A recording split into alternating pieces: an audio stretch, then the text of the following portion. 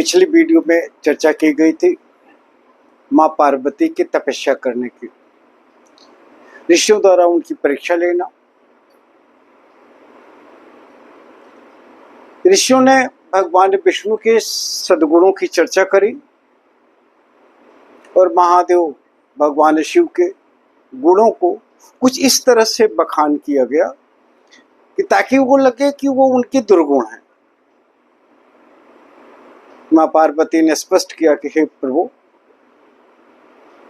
आपका कथन सत्य है, लेकिन हमारी जिद ये है कि जेहि कर मन रम जाहि सन ताहि ताहि सन काम। सबकी अपनी अपनी विशेषताएं हैं हे ईश्वर, जिसका जिसमें मन लग जाता है उसके लिए वही अच्छा होता है। हमारा मन भगवान शिव में लगा है तो मेरे लिए शिव ही महान है। हम शिव जी से ही अपना ब्याह करेंगे, अन्यथा हम कुंवारे रह जाएंगे। ऋषियों ने उनके बात को सुनकर के उनको सराहा और उनको जगत जननी कह करके संबोधन दिया और उन्होंने अपनी सारी बातों को बताया कि हम परीक्षा लेने आए थे, भगवान शिव द्वारा भेजे गए थे। ये सारी कथाएं आप लोगों ने विभिन्न स्तरों पर सुनी होगी। आइए भगवान शिव के एक अद्भुत रूप की चर्चा करते हैं। हमारे भगवान शिव आशुतोष हैं, तो आशुतोष हैं कैसे? भगवान शिव ध्यान मग्न थे, उनके ध्यान को भग्न करने के लिए कामदेव को आगे किया गया। देवताओं द्वारा विनय की गई कि महाराज आप ही एक ऐसे हैं जो उनके मन में क्षोभ व्यक्त कर सकते हैं, उनका ध्यान भंग हो सकता है। यह देवताओं का कार्य है, अतः प्रभु आप इसको करें अवश्य। कामदेव जी ने कहा है तो कठिन कार्य, भगवान शिव के क्रोध से बच पाना मेरा असंभव है, लेकिन देवताओं का कार्य है। परहित में कार्य करने में अगर मेरी शरीर जाती भी है तो कोई हर्ज नहीं, हम इस कार्य को करेंगे। कामदेव ने अपने रूप का विस्तार किया। इस संसारिक सृष्टि के जितने भी पेड़ पौधे पशु पक्षी जितने भी थे मानव, सभी काम से प्रेरित होकर के स्त्रियां पुरुष को और पुरुष स्त्री की तरफ आकर्षित होने लगे। सारे संसार में कामदेव ही व्याप्त हो गए। उनका नृत्य, सुगंधित वातावरण, सुगंधित हवाएं, जंगलों में पुष्प, मादक गंध, सब चीज एक नए वातावरण की सृष्टि बनाई हुई थी जिसमें केवल काम ही काम दिखाई देता था। स्त्री का पुरुष के प्रति और पुरुष का स्त्री के प्रति ही आकर्षण रह गया था। ऐसे वातावरण में भगवान शिव जी का अंदर भी क्षोभ व्यक्त होता है और वो अपनी तीसरी नैन, तीसरी आंख को खोलते हैं और कामदेव भस्म हो जाते हैं। ये आप लोगों ने विस्तृत तौर पर कथाएं सुनी। कामदेव के शरीर के भस्म होने के बाद जो उनकी पत्नी रति जब आती हैं भगवान शिव जी के पास और रुदन करती हैं कि आपने मेरे पति को जला डाला है, अब मैं विधवा हो चुकी हूं, मैं अपने पति के बिना रह नहीं सकती हूं। और देवी रति का प्रश्न अपनी जगह पर है कि हे प्रभु, मैंने तो कोई गलती नहीं की थी,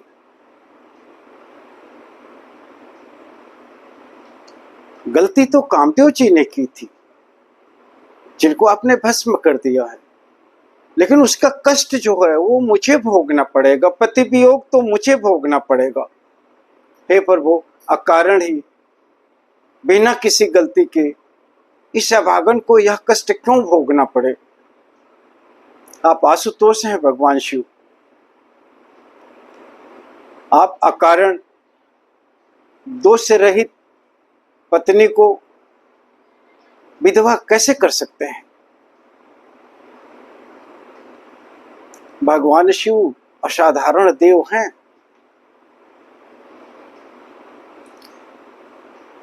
वो अपने बात के मर्म को समझते हैं।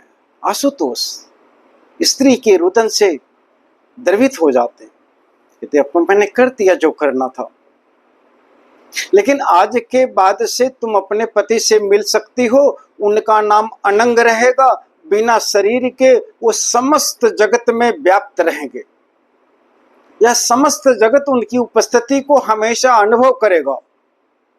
दूसरे शब्दों में कहा जाए तो भगवान शिव ने कामदेव को अमरत्व का वरदान दे दिया कि सृष्टि में कामदेव उपस्थित रहेंगे ही रहेंगे, अनंग के रूप में, बिना शरीर के हर जगह मौजूद होंगे।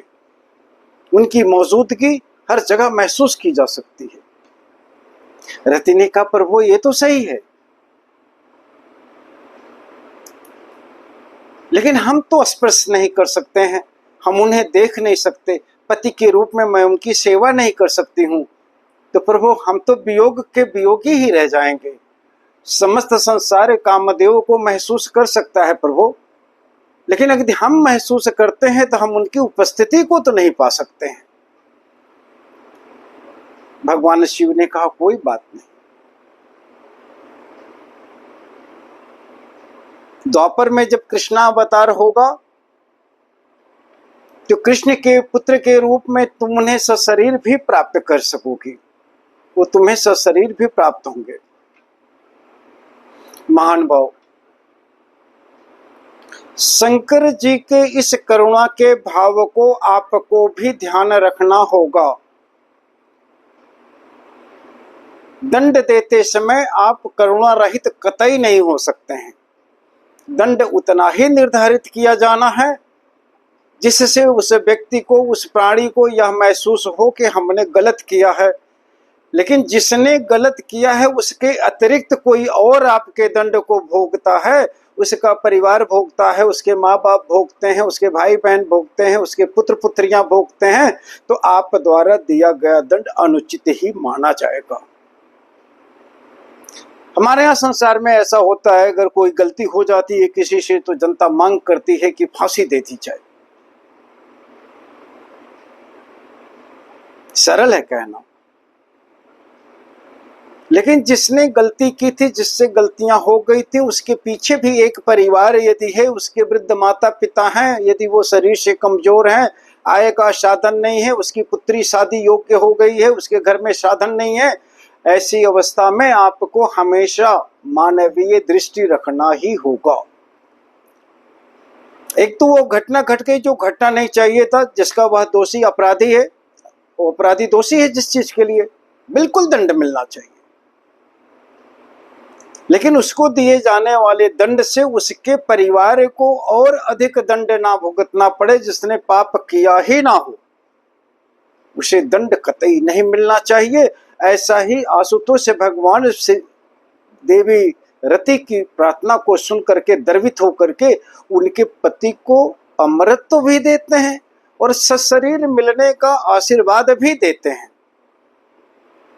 तो यह करुणा भाव जो भगवान शिव जी के अंदर है, यदि आप शिव के भक्त हैं, भगवान राम के भक्त हैं, सनातन धर्म में विश्वास करते हैं, तो आप अपने अंदर के करुणा भाव को कभी भी समाप्त ना होने दें, करुणा बनाए रखें।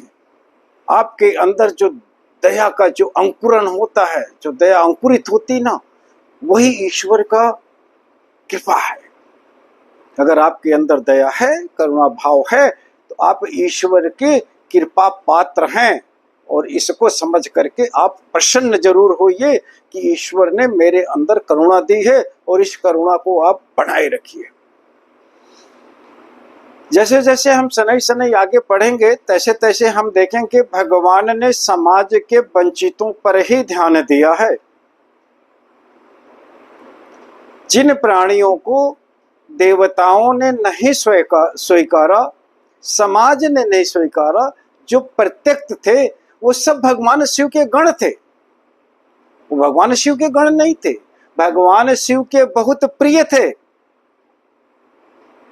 और भगवान शिव ने किसी को सुधारा नहीं है, उनके उसी और रूप में, उसी गुण में, उनके उसी स्वभाव के साथ भगवान शिव ने उनको पुत्र के रूप में स्वीकारा है। और ये सब सारे के सारे लोग भगवान शिव की बारात में बाराती बन के जाते हैं। बहुत ध्यान देने योग्य बात है। हम अपने समाज में अपनी प्रतिष्ठा को देखते हुए यदि मेरे माँ बाप पढ़े लिखे नहीं हैं, शिक्षित नहीं हैं, अच्छे से बोल नहीं पाते हैं, वृद्धावस्था को प्राप्त हैं, देखने में सुंदर नहीं हैं, हम परित्याग कर देते हैं समाज के नाम पर। धिक्कार है हमको यदि हम सनातन धर्म का पालन करते हैं और वेशभूषा और आयु और शिक्षा को ध्यान में रख करके यदि हम अपने माता पिता को अपमानित करते हैं तो हम सनातनी तो कतई नहीं है। अगर हम सनातनी नहीं है तो भगवान श्री राम, भगवान शिव के आदर्शों पर भी चलने वाले हम नहीं हैं। हमारी प्रार्थना, हमारी पूजा किसी भी तरह से भगवान के द्वारा स्वीकृत नहीं की जा सकती। आप तो मानवीय गुण से अलग हो गए। आपने तो अपने को जन्म देने वाले का तिरस्कार किया है।